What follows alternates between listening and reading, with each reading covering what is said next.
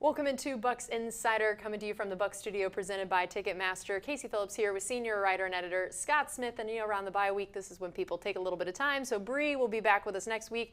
I will be gone next week. You're holding down the fort both weeks. I'm the glue. You are the glue that holds us together. So even though it is the bye week coming up, we still have plenty to talk about this game that just happened and looking forward to the schedule and what's next for the Buccaneers. So for now, let's kind of get into this bye week schedule. What does it look like for the team, their goals and their priorities right now? So you're required to give the players from Thursday through the weekend off. So that was going to happen regardless, but teams then decide what to do with Monday through Wednesday. And oftentimes you'll see a team do a bonus practice, they call it, or maybe two. But Coach Bowles decided that the key for the Bucs in this bye week is recovery and rest for the players, and a lot of injured players, and we're going to get into that. But they came in for some meetings to discuss the San Francisco game on Monday, and then he gave them the rest of the time off. All right, and so we are going to see them again out here on Monday for a nice little bonus day. That's as they when they'll get talked their about bonus it. day, yeah. Yes, and if anyone has noticed, I don't know if anybody else did, there's a bit of a glare in the studio right now.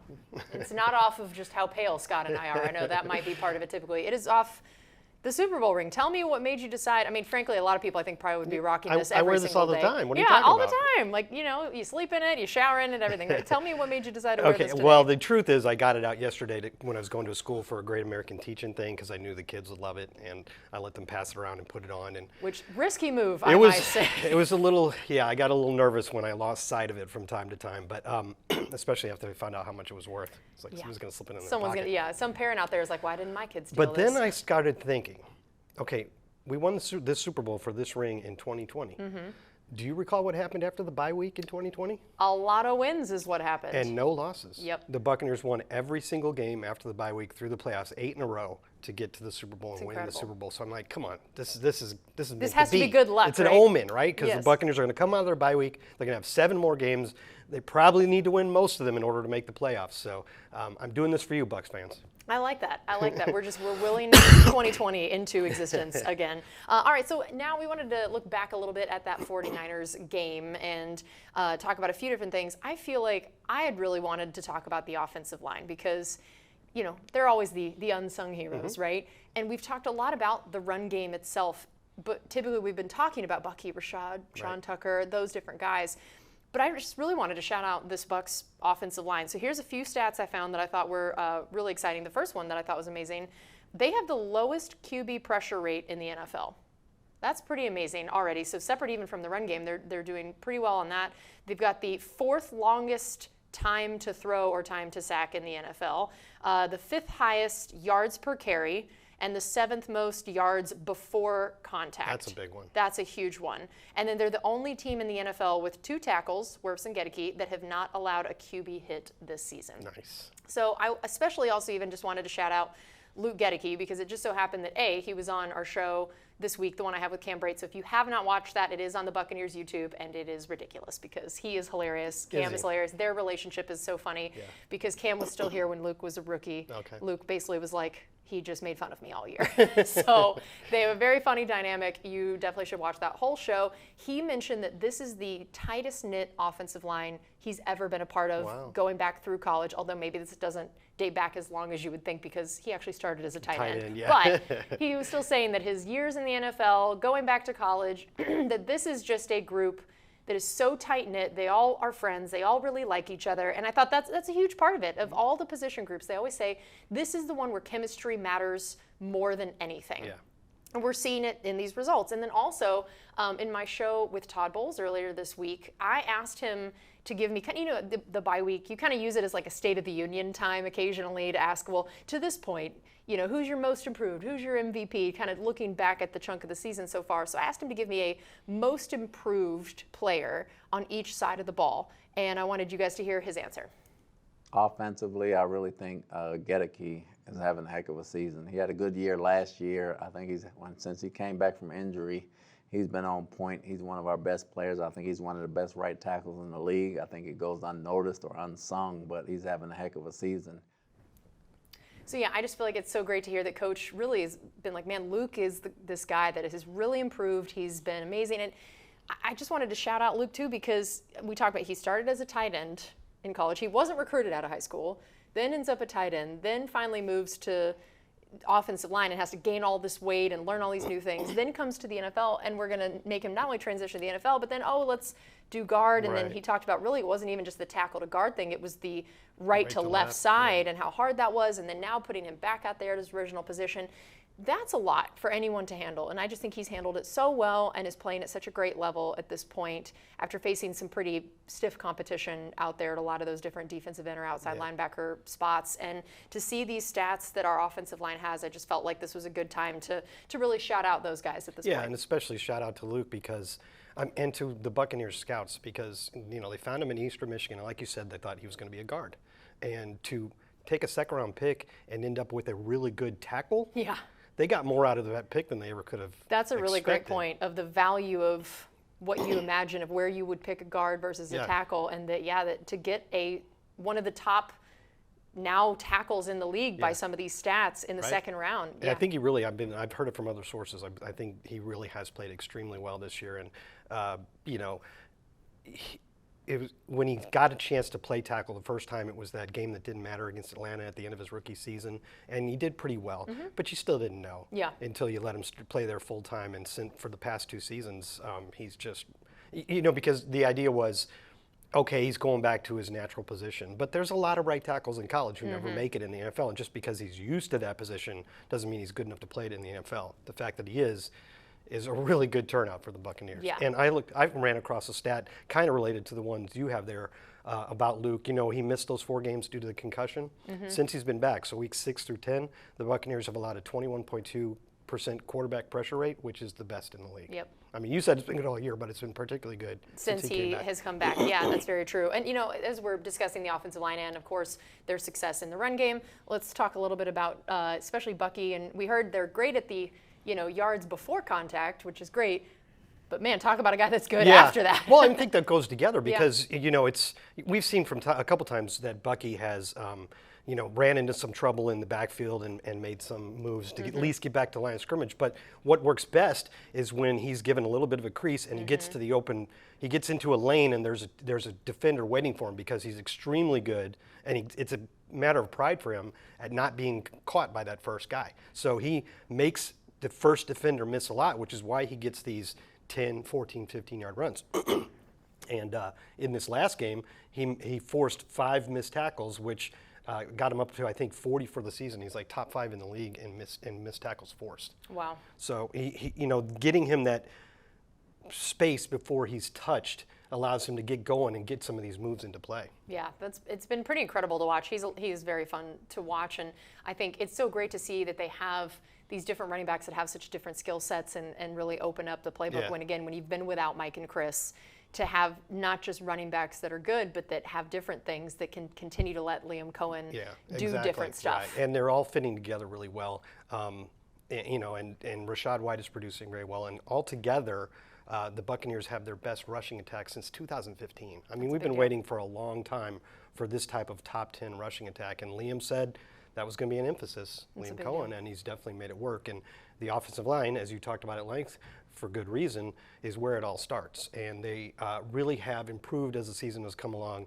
in some of these gap type runs where you have one of the linemen pulling and moving into into this zone so he can be the lead blocker, and it's really worked very well.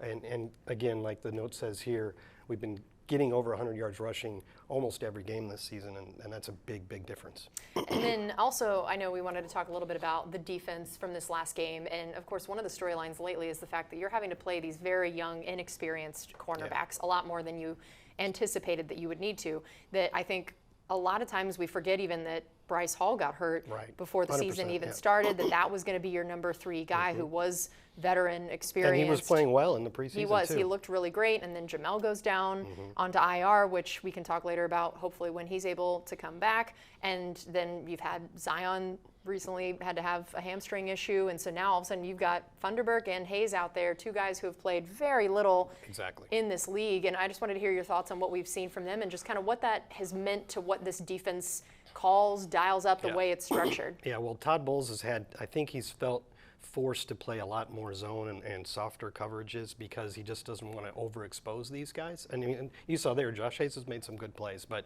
there's a lot of really good receivers, especially for the 49ers, that you have to contain, and you don't want to give up the big plays, right? And so they played a lot more zone. For instance, last year, the Buccaneers played press coverage on 20.0% of their coverage snaps, which was the ninth highest rate of press coverage in the NFL. This year, they are down to 15.4% press coverage, which is the ninth lowest. So we're not pressing the other receivers because they don't want to see them get beat off the line and then not maybe have the recovery speed. Right. And then zone percentage, we played zone on 74.5% of our snaps last year, which was 13th highest in the league. This year, it's all the way up to 84.3%, which is second highest in the league. Wow, that's so really we're interesting. playing more zone than we've ever played before, and I don't think that's necessarily a goal for Todd. Right. And we know how aggressive he is as a play caller, but I think it's to sort of help protect these guys a little bit. So hopefully we'll get back to having a couple of veterans in there. That's always what coaches say, right, is that their job is to put their players in the best position to succeed and to look at what their players' strengths and weaknesses are and scheme accordingly. And I think that it is a really great sign that Bowles is looking at what he has out there, that he's not just stubbornly sticking to what he would most like to do. It's, hey, this is who we have out here. This is what is going to work best for them in And this he's situation. always consistently said, if these guys are on the team because they can play. So if they have to be put in, we trust them. But I think on Monday after that game, when some of these question lines were coming up, he did sort of concede that you have to play a little bit more careful with these inexperienced guys. That makes sense. And so as we talked about, several injuries there. We saw Tristan Wirfs go down. There's just been injury after injury after injury this season at a lot of the same position, and then also a lot of really key guys. So what do we know at this point? And we know, again, it's bye week. There won't be injury reports this week. Not until so next Wednesday. What are we going to be keeping an eye on between now and then? And start with maybe some good news. Who might we get back, and then who might we not? I know that they were definitely hoping Mike Evans would be back after the bye week, and that would be week 12 against the Giants. And you know that they meant that because they didn't put him on injured reserve, which would have made him have to be out for 4 games, so he would have missed the Giants game. So if he was going to miss those 4 games anyway, they probably would have put him on IR.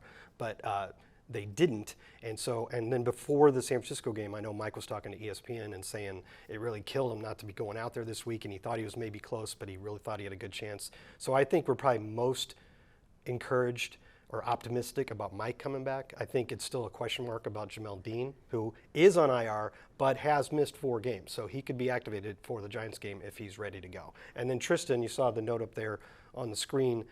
It was a terrible sight to see him not being able to put any weight on that leg as they were taking him off the field.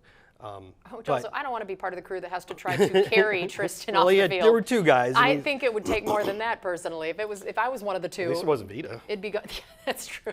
But that was, considering what we saw, that was good news. I mean, a guy getting a knee sprain is not good news. But But compared to what knowing you that he thought. had a knee injury, that it's a low-level MCL sprain, is about as good a news as we could have hoped. I don't think anybody has said he's coming back the week after the bye. I guess that's possible. But even if we miss him for a game or 2, that's way better than what it looked like it was going to be. Absolutely. So, and then, you just got a number of guys like Zion McCollum and Chris Braswell who are dealing with minor injuries that you hope this bye week is enough to have them ready to go again. I feel like every year we always say, man, it's a good time to have a bye week. It's always a good time. always a good time, but I do feel like, man, it's a good time to have a bye week this year.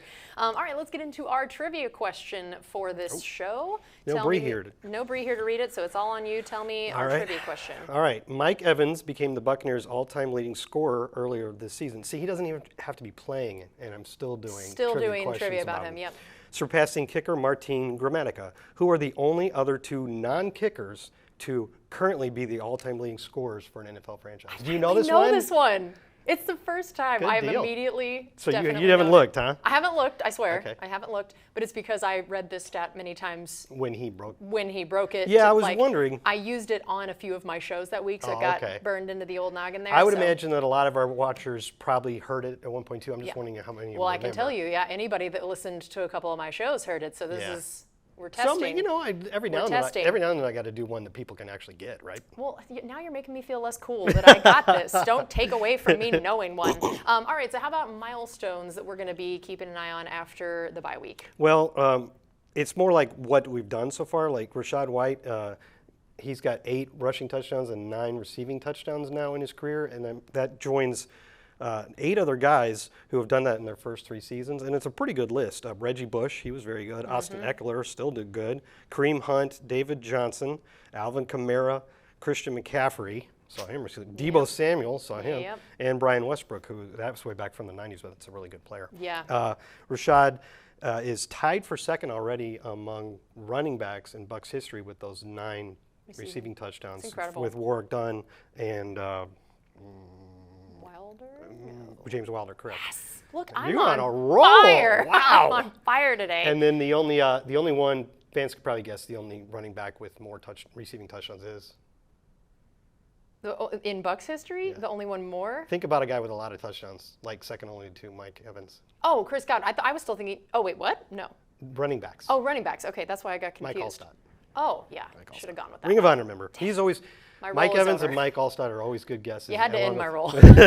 Yeah, I couldn't let that happen. Gotten too many things right in a row. And then also Bucky leads the NFL rookie running backs in rushing touchdowns. Wow. He has Bo Nix and Jaden Daniels are tied with him, but they're quarterbacks. Yeah, that's so interesting. All right, so let's also talk a little fantasy. That normally each week we're kind of talking a bit of maybe what should you do this upcoming week. If you have any of these Bucs players, should you start them, should you not? But again, with the bye week happening, we figured it's a good time to just kind of go over fantasy overview of what have some of these Bucs players done if you've had them. How happy are you that you have had them this year and some of these guys that have produced a lot? There are some of these picks for the Buccaneers that have really helped their fantasy team managers. Obviously, before he got hurt, Chris Godwin was producing well above his average draft position. But we're not going to talk about him anymore because he can't help your fantasy team anymore this year. But Baker Mayfield, I looked it up. Baker was between the 21st and 22nd quarterback drafted on average. Wow. He was the 163rd player picked overall, which is midway through the 13th round, which is basically no cost at all in a fantasy football draft. I know your guys are probably glazing over. Fantasy isn't your favorite thing in the world, but that you basically got him for nothing. And he is, as I've said a couple times on this show, and it's still true, although Joe Burrow is gaining on him. He's the second highest scoring quarterback in all of fantasy. So that's incredible value. Same thing with Cade Otton. He was the 21st tight end drafted on average, 196th overall, which would be in the 17th round, which again is just basically like a street free agent. And he is 5th among tight ends in fantasy scoring. Wow. So if you drafted both those guys, or maybe you didn't even draft him, you picked him up in a couple weeks into the season, probably more than that with Cade, because remember he didn't have a lot after the first couple weeks. Right, yeah. If you pick them up, they could be making a really big difference for you right now. And then the only other thing I wanted to highlight was the Rachaad White, Bucky Irving pairing.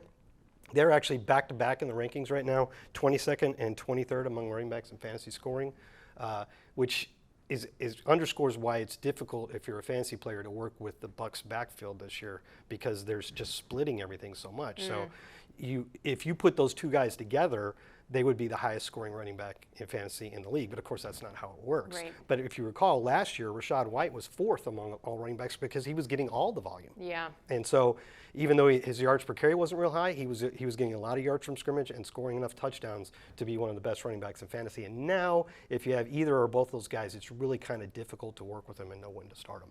All right, so now we're going to move into our human interest off the field, where we help you get to know the guys. And we last week had told you the Mike Evans Gala was happening. We were kind of encouraging you to donate and all of that, which we still are. And also, if you missed the gala but still want to go to an event, they do have their bowling night coming up in a few weeks, and there are still lanes to purchase on that. And so make sure you go check out their website for the Mike Evans Family Foundation to be able to donate or attend that. But I figured we'd show a little bit of a clip from the gala so I got to MC it, and we did a little panel with Mike and Baker. I heard it was fun. It was quite fun. They are very funny together. They're just both, wonderful guys, made my job very easy emceeing this panel. But I had asked them about what they remembered about their first impressions of each other when they met. And I wasn't actually sure when that was was it not until Baker joined the team? Had they met at something else when they played against each other or another event? So let's take a listen to their first impressions of each other. Baker, when you first met Mike, tell me your thoughts. Do you remember when the first time we met? Yeah, I do. Well, that's sweet. First time we met, Mike looked at me and he goes, "Damn, I thought you'd be taller." I'm kidding. He didn't actually say that. I was He just surprised thought you it. were taller than I thought. Yeah, That's what it was. I thought you were shorter than one of my former quarterbacks, Johnny Manziel, who you are way taller than, by the way. Yeah, no, I actually caught him off guard since I'm such a physical specimen. Yeah, we met at the finals, 2018, LeBron's last game in Cleveland, and he was there. He had just got drafted, and I just had told him, good luck in the league, and then, he's been doing his thing ever since. Pretty sharp outfit for Mike there. Yeah, I mean, he knows how to dress. We know that for sure. They just said so many funny things in that panel. I know I also started out asking which one of them was the better trash talker. And Mike was like, if it had been a few years ago, I'd have taken it. He's like, I've mellowed out in my old age. And then Baker was like, well, it depends on if you mean quality or quantity. He said, quality, Mike has it. Quantity is me. I don't ever shut up. So I thought that was pretty funny. And yeah, we talked about how Mike still watches highlights of him playing basketball in high school. Oh, really? And talked about, having a couple windmill dunks in high school, and Baker was like, yeah, me too, obviously, on a pool basket, but still. So it was a very fun event, very cool. So again, make sure you go support that foundation, either just through donating or coming to that bowling event, which is going to be a lot of fun. All right, so now let's kind of talk a little bit more about, as we look into just the bye week in general, as we kind of do, again, a State of the Union look at a few topics. We wanted to just bring up a few different storylines that we have thought are interesting. So let's go to, on the offensive side, I mean, I just feel like, again, Baker Mayfield, Liam Cohen, such cool storylines for both of them, of the way that you mentioned that Baker, the expectations maybe weren't as high based on the fantasy drafting spot of where he was, and then his production there, and then you have a first-year new play caller here. How's that going to go? Then he gets thrown some curveballs of guys getting hurt. And I just wanted to hear your thoughts to this point in the season about Baker and Liam and how that union seems to be going. Yeah, I think it's pretty much evident now that Liam Cohen is a good play caller. I mean, I really think there's been many instances this year where you've seen where you think not only of what just happened on the field, but you think, man, that was a really good call for that point. And I think it shows up a lot in the Bucs' third down percentages, especially in like the 1 to 6 yards range. We've been really, really good at dialing up the right plays to convert those sort of mid-range third downs. And that's a lot on Liam, but it's also a lot on Baker, who's having the best statistically. I'm sure he would like wins more than statistics, but statistically he's having his best season yet. He's still at over 100 passer rating. He's already only 4 touchdowns below his career high that he set last year with 7 games to go. And he too has had to adjust after losing Mike and Chris. And he's done a really good job of keeping the offense moving. The Buccaneers are scoring about 28 points a game, which is usually enough to win most of your games. So I just think it's all fit together really well, and both Baker and Liam have adjusted well. And then, of course, as you saw in some of those last clips there, Baker's movement skills in the backfield to escape some sacks and then sometimes run for first downs has really been sort of an underrated part of keeping this offense moving. And, we can't not talk about the play where he stiff-armed Nick Bosa. Former NFL Defensive Player of the Year, Nick Bosa, for about lateral for a long time. Like 15 yards. Yeah. Keeping him at bay with this arm and still getting the throw after a shot on 4th down. If he doesn't complete that ball, that game's over. We went down and tied the game. Ended up losing, but we would have lost 20 to 17 rather than 23-20. And when you look at it, when you talk about the Bucs offense as a whole, I think you've got a great play caller. I think you've got a quarterback playing the best of his career, playing like a top 10 NFL quarterback right now. You talked about it very well. The offensive line has been great, and you have a backfield that can do a lot of different things. The problem is, and it just can't be denied, that it's not the same with Chris and Mike out. Mm-hmm. It's just not. They're doing a good job of adjusting, but in the last 2 games, the Buccaneers haven't had a single play over 20 yards. No explosive plays. That's what's missing, and it's hard to consistently score in the NFL if you can't at least have some big plays. Yeah. And in the 8 games before these last 2, the Bucs were averaging 4 plays a game of over 20 yards, and now they can't. I'm not saying they can't moving forward, but in the most recent games, they just have not been able to get explosive plays. Interesting. Yeah, I wanted to talk a little bit about something on the defensive side that I thought was really interesting in terms of some bright spots there. And I want to talk about first-year player Tyke Smith and first-year starter Zion McCollum. Yeah. That I think both of those guys have really risen to the challenge, have handled their new respective roles really well, played very consistently. That Zion, I remember just watching his progression has been so cool these last years, because I remember last year was when Coach Kevin Ross, the cornerbacks coach, had said Zion's going to be our most improved player. Oh, wow. And he predicted that correctly, that Zion ended up playing more as a starter last year than the other guys because of injuries. Yeah. And we saw how much that playing time helped him. And that now we saw him get his first pick this year. We've seen him really be a guy that turns into a bit of a lockdown corner, that they're not really wanting to throw at him It's 100% true. as much. And I think that's been really great to see and means a lot for the future of this organization. And he's such a prototypical Todd Bowles corner. He's so fast and still so tall and so long. You have that closing speed that, as we talked about what Bowles has had to adjust with guys like him hurt, you remember why you love guys like Zion, because of the fact that he has that closing speed where he can play up close, still be able to catch up later on with that just blistering 40 time. You're right about quarterbacks starting to avoid him. In the last 2 games, he's had 70 coverage snaps and has only been thrown to 8 times. Wow, so that's just pretty they're just incredible. staying away from him because Yeah. you got the young corners on the other side. And then from a Tyke standpoint, Coach has talked about his IQ going all the way back into the offseason, he was praising him, and that is not something Bowles gives out super freely. That he is not a guy that's just complimenting right and left to guys about, especially them and their IQ, because we talk about how hard Bowles' scheme is, how much he throws at everybody. For him to be saying that about a rookie, I remember at the time being like, this is a big deal. And he also has now said that Tyke gets the least rookie treatment of all the rookies because of how he's handled himself, the way he's come in, his football IQ. And he now has 3 forced fumbles, so tied for the 3rd most in the NFL and the most among rookies. First rookie since 2022 with 3 or more forced fumbles in a season.